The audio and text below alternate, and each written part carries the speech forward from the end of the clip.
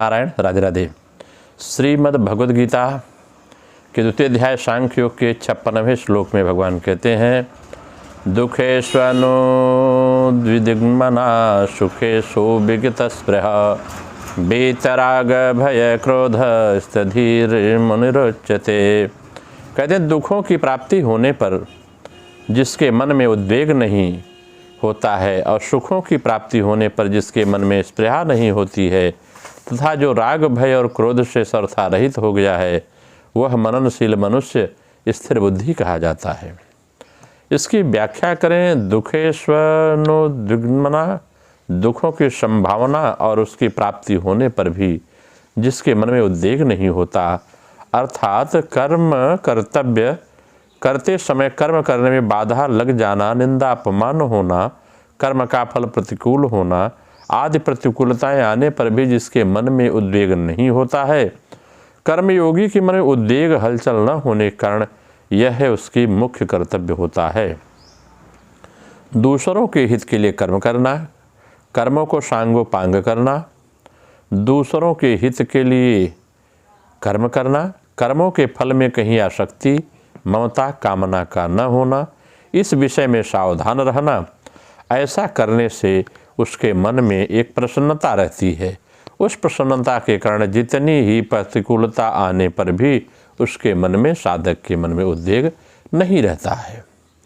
कहते हैं सुखेषु विगतस्पृह, सुखों की संभावना और उसकी प्राप्ति होने पर भी जिसके भीतर स्पृहा नहीं होती, लालच नहीं होती, अर्थात वर्तमान में कर्मों का सांगोपांग हो जाना, तत्कालिक आदर और प्रशंसा को प्राप्त कर लेना तथा अनुकूल फल मिट जाना आदि अनुकूलताएं आने पर भी यदि उसके मन में यह परिस्थिति ऐसी बनी रहे, यह परिस्थिति सदा मिलती रहे, ऐसी स्पृहा नहीं होती, उसके अंतःकरण अनुकूलता का कुछ भी असर नहीं होता। वीतराग भय क्रोध, संसार के पदार्थों का मन पर जो रंग चढ़ जाता है उसे राग कहते हैं। पदार्थों में राग होने पर अगर कोई सबल व्यक्ति उस पदार्थों का नाश कर देता है, उससे संबंध विच्छेद कराता है, उसकी प्राप्ति में विघ्न डालता है तो मन में भय होता है। अगर वह व्यक्ति निर्बल होता है तो मन में क्रोध होता है। परंतु जिसके भीतर दूसरों को सुख पहुँचाने का, उनका हित करने का, उसकी सेवा करने का भाव जागृत होता है, उसका राग स्वाभाविक मिट जाता है।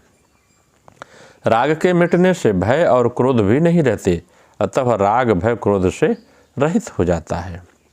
जब तक आंशिक रूप से उद्वेग, स्पृहा, राग, भय और क्रोध रहते हैं तब तक वह साधक होता है।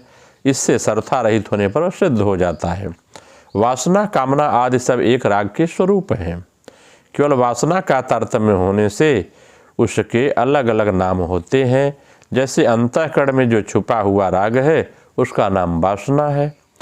मेरे को वस्तु मिल जाए ऐसी जो इच्छा रखता है उसका नाम कामना है, और कामना पूरी होने की जो संभावना है उसका नाम आशा है, और कामना पूरी होने पर भी पदार्थों के बढ़ने की अथवा पदार्थों के मिलने की जो इच्छा रहती है उसका नाम लोभ है। लोभ की मात्रा अधिक बढ़ जाने पर तृष्णा कहते हैं। तात्पर्य है कि उत्पत्ति विनाशशील पदार्थों में जो खिंचाव श्रेष्ठ और महत्व बुद्धि है उसी को वासना, कामना आदि नामों से पुकारते हैं। कर्मयोग के प्रकरण में होने का यहाँ मननशील कर्मयोग को मुनि कहा गया है। मननशीलता का तात्पर्य है कि सावधानी का मनन, जिसमें कि मन में कोई कामना आसक्ति न आ जाए, निरंतर अनासक्त रहना ही सिद्ध कर्मयोग की सावधानी है।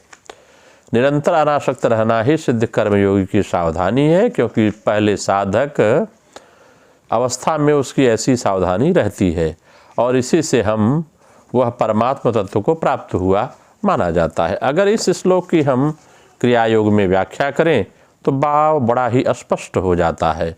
स्पष्टता में यह दिखता है कि स्थित प्रज्ञ और स्थिति में थोड़ा सा अंतर है।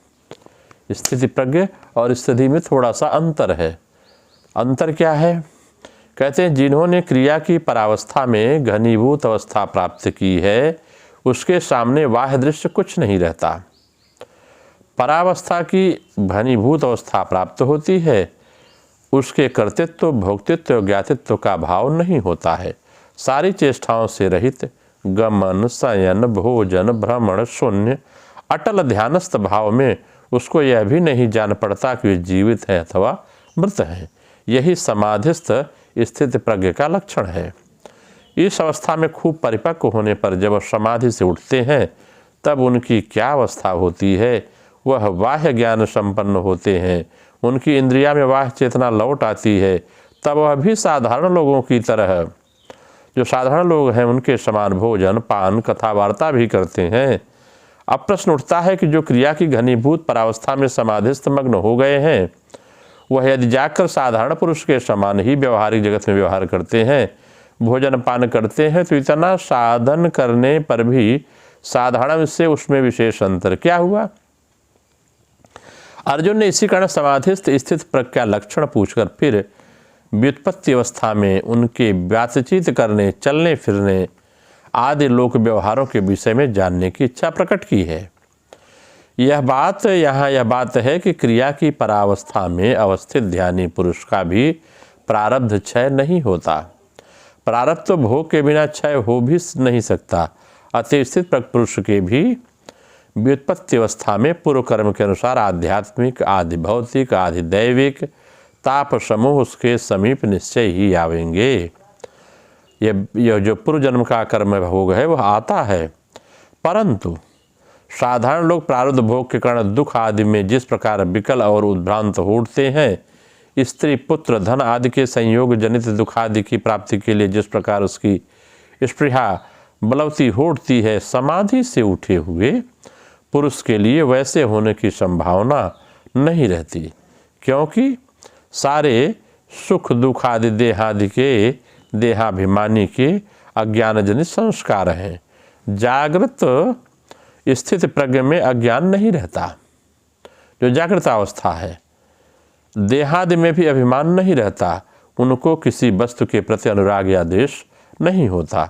अतएव उस समय सुख दुख हो, जो उस समय प्रकट सुख दुख है और विषयों की उपस्थिति होने पर भी वह विचलित नहीं होते। यह क्रिया की परावस्था की नशा में मस्त होकर जगत को भूल जाते हैं। क्रिया की परावस्था से यदि उनका बाहरी चेतना लौट आती है तो भी समाधि स्मृति के डोर उसमें उस समय की काफ़ी लगी रहती है। इसी कारण दुख उनको क्षुब्ध नहीं कर सकता, जो स्थित प्रज्ञ प्राणी हैं, और न नए सुखों से उनकी कोई स्पृहा होती है। यही स्थिति की अवस्था है। इसी अवस्था को हम गीता के माध्यम से स्थिति की अवस्था कहते हैं। नमो नारायण। राधे राधे। आप सबका मंगल हो।